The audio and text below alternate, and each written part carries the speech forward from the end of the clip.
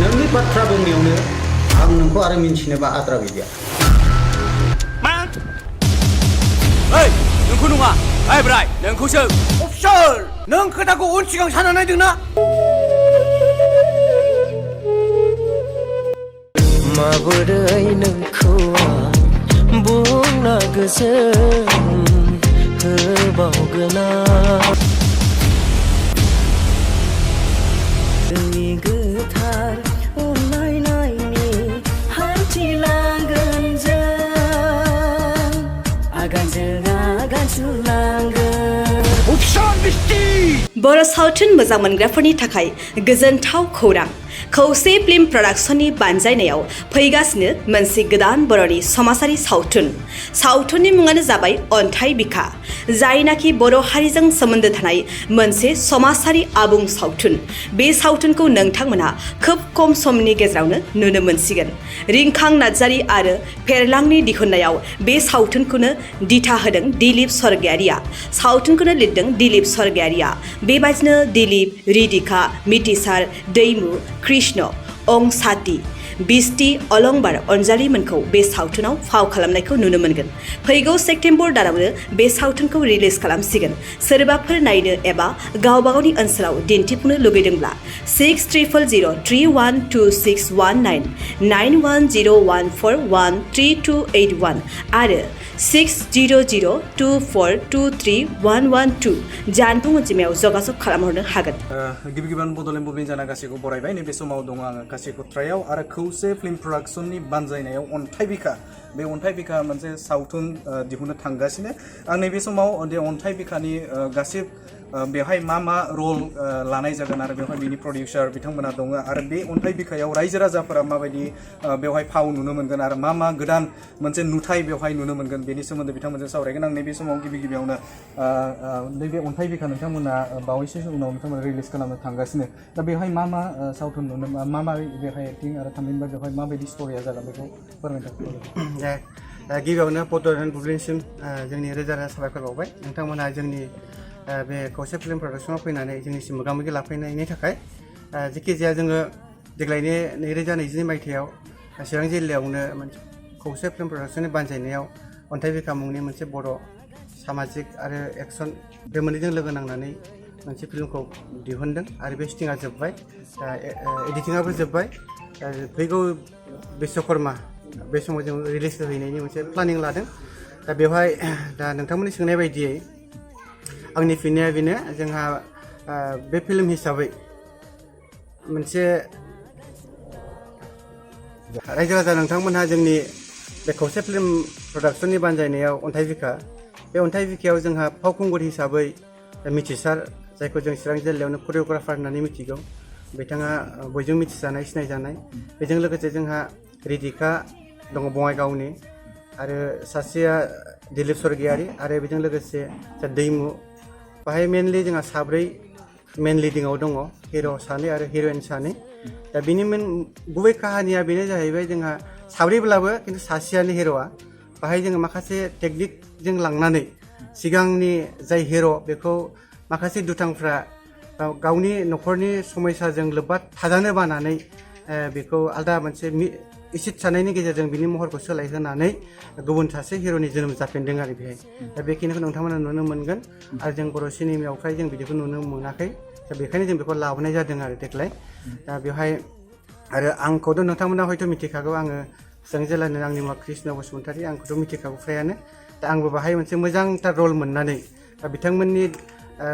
सिनेमायाव मोजांथार रल मोननानै आं ओरैबायदि गोजोननाय मोनदों आरो जिखिनि आं शुटिंआव नुनो मोनबाय माने ओरैबायदि मोजां मोनदों जे बे सिनेमाखौ बर' समाजा अनसायगोन होननानै आंहा फोथायनाय दं आरो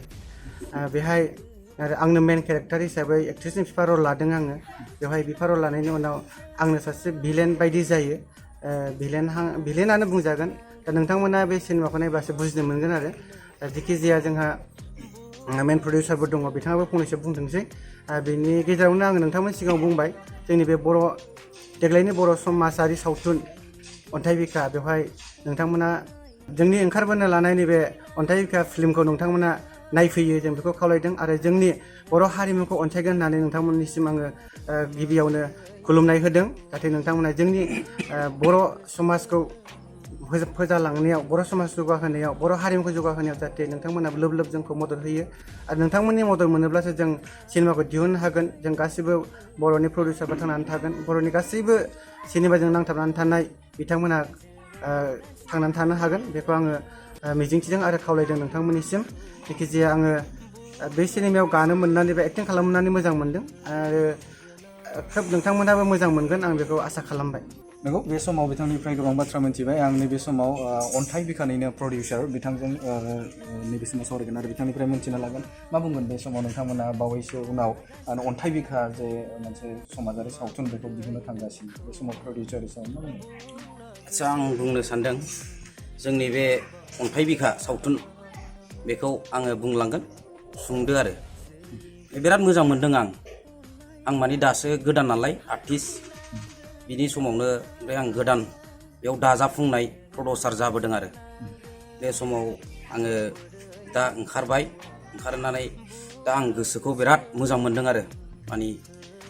आं दासो गोदानखा नालाय माने जोंनि बे खुंग्रिं साहा सान्तिपुर जायगायाव आङो दा गोदान ओंखारदों बे गोदान ओंखारनायाव आङो दा मानो होनोबा आङो बे फार्स्ट टाइमाव ओंखारदों प्रडिउसार जानानै रायजो राजा नोंथांमोनहा माने मा सानो मा मायो आं बेखौ जेबो मिथिला माने आं बे खाबुखौ मोननानै बिराद गोजोननाय मोनदों नंगौ बे समाव आं प्रडिउसार बिथांनिफ्राय गोबां बाथ्राखौ मिथिबाय आं नैबे समाव बे अन्थाइ बिखानि जे जाय बिथाङा बेखौ डाइरेक्सन होदों आरो जाय बिथाङा मेन रल थामहिनबा बिथाङा लादों बे समाव बिथांनिफ्राय मोनथिना लागोन आरो बे अन्थाइ बिखायाव माबे सावथुनखौ बा माबे नायनो गोनां आरो बेनिफ्राय बिथांनिफ्राय मोनथिगोन आरो फुल जिहेतु डाइरेक्सनफोर बिथाङानो होदों बिथांनिफ्राय मोनथिगोन मा बुंगोन बे समाव आदसा आं गिबियावनो बड'लेण्ड बुब्लिनि बिथांमोनखौ आङो खुलुमनाय जासिहरग्रोबाय मानोना आं दिनै बे फिल्मखौ आङो डाइरेक्सन खालामनानै बिराद गोजोनदों मानो होनब्ला प्रडिउसार बिथांखौबो आं जोबोद गोजोननाय होदों आंनि बे स्क्रिप्टखौ प्रडिउस खालामनाय हिसाबै आं जोबोद गोजोननाय मोनदों मानोना बे स्ट'रिया जाहैबाय मोनसे सामाजिक आरो एक्सनबो दं बेवहाय जोङो गिबियावनो मेन रलखौ नुनो मोनगोन मिथिसार बिथाङा चिरां जिल्लानि मेन करिय'ग्राफार आर्टिस्ट आरो लोगोसे दङ राधिका बे बङाइनि आरो लोगोसे साइडआव दङ दैमु सान्तिपुरनि आरो लोगोसे दङ मेन साइडआव लाफानाय हिसाबै आं दङ आंनो डाइरेक्सन होदों आरो स्क्रिप्टआबो आंनो लिरनाय जादों दा आंनि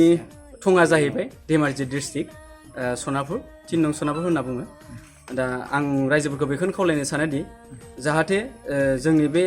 स्ट'रियाव माबा मोनसे गोरोन्थि जायोब्ला नोंथांमोना आंखौ निमाहा होगोन जाहाथे आरो जोंखौ बे अन्थाइ बिखा सावथुनखौ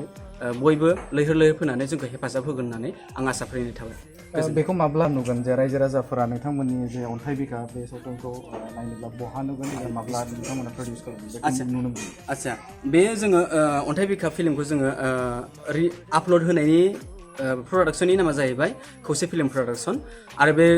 फिल्मखौ जोङो सेप्तेम्बर दानाव रिलिज होनो सानदों जाहाथे जों बिश्वकर्मायावनो होनो सानदों आरो जिखुनु जाया सेप्तेम्बरनि दानाव जोङो रिलिजखौ होनाय जागोन बेनिखायनो जाय बिथांमोना जोंनि बे अन्थाइ बिखाखौ बिश्वकर्मायाव देखायनो होननानै हास्थायदोंब्ला जोंनि बे गाहायाव होनाय फन नाम्बाराव कल खालामबानो जाबाय बेयावनो नोंथांमोना हांख्रायहरनो हागोन गोबां बिदिनो बर'फोराव सावथुन बानायो सावथुन जिहेतु दिहुनो बे समाव दा बे सावथुनाव माबायदि गोदान मोनसे रायजो राजाफोरा जिहेतु लुबैनाय जाय हांख्रायनाय रायजो राजाफोरा मा गोदान नुथाय बेवहाय नुनो मोनगोन गोदान नुथाया बेनोदि जाय बिफाया जेनेबा मा होनो जाय माहाजोन जेनेबा बिसोरो बे गामिनि माने माहाजोन आरो ना बे माहाजोन बे इसराबो माने बिनि बिफाजों बिसराबो माहाजोनमोन नाथाय बे नंखाय माने साफारफोरखौ आवग्रिनायनि थाखाय माने बिसोरो माने सासे मानसिया माने बे आवग्रिनायखौ माने मोजां मोना आरो एकदम एक्सेप्ट साबजानाय मोना माने गावल' देरहानो नाजाथारो नै बे सिस्टेमाव थांगोन आरो स्ट'रिया ओमफ्राय बे फिसा बिदाया माने उन्दैनिफ्रायनो बे फिसालाखौ माने बिनि एक्टर जागोन बे एक्टरखौ माने नायनो हाया एकदम सुखुथारा मानो होनब्ला बेजों प्लास जाहैबाय बिफायाबो माने बेखौ नायनो हाया आरो गासिबो स्ट'रिखौ आं बुंलायला नोंथांमोना गाव गावनो नायनानै मिथिखागोन मानो होनब्ला गासिखौबो बुंनो हाया खुगाजों बेनिखायनो नोंथांमोना गासिबो लैहोर लैहोर फैनानै बे सावथुनखौ नायनानै जाहाथे गाव गावनि लाइफआव मा जादों बेखौ गोजोनै नायनानै जाहाथे मिथिलाङो माइ स्ट'रि दानि सिटिजों सोलिनाय माइ स्ट'रि बेखौ मिथिलाङो बेखिनिखौ बुंनानै आङो नंगौ बे समाव नैबे खौसेथि फिल्म प्रडाक्सन बिथांमोननि जे ओंखारनो गोनां अन्थाइ बिखा बे अन्थाइ बिखा सावथुननि दिहुनगिरि बिथांमोनजों प्रडिउसार बिथांमोनजों आं सावरायबाय नंगौ नोंथांमोनाबो नैबे अन्थाइ बिखायाव गोबां नैबे समाजारि माखासे नुथायफोरखौ बेवहाय नुनो मोनगोन आरो एक्सन ट्रेजेडि गासैबो बेवहाय दङ बिथांमोना फोरमायदों आरो लोगोसेनो नोंथांमोनखौ बे जे अन्थाइ बिखा सावथुन बे सावथुनखौ नोंथांमोनखौ अनसायनो थाखाय बड'लेण्ड बुब्लिनिफ्राय खावलाय गोजोन्थों नोंथांनाव हान्थु सिं गोदोना आखाइ आखाइनि आसि सिंस्रि दाफोना सानाय आफादावदै सानाय आथिं मिजुनाय सानाय खर' जरा सानाय आथिं फारनैबो बोलो मोनै जानजि सानानै आथिङाव साहैनाय जायखिजाया गोजामनिफ्राय गोजाम सानाय जादोंब्ला नोंथांमोना जिंगासिनो नांला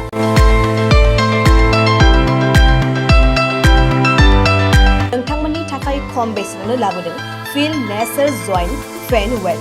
बे थाव मालिसखौ फुनोब्लानो नोंथांनि गासै सानाय जेंनाया खारगोन अब्ला मानोथो गोबाव खालामखो अर्डार आरो गोबां मोनथिनो थाखाय नैबे जानबुं नङाव फन खालाम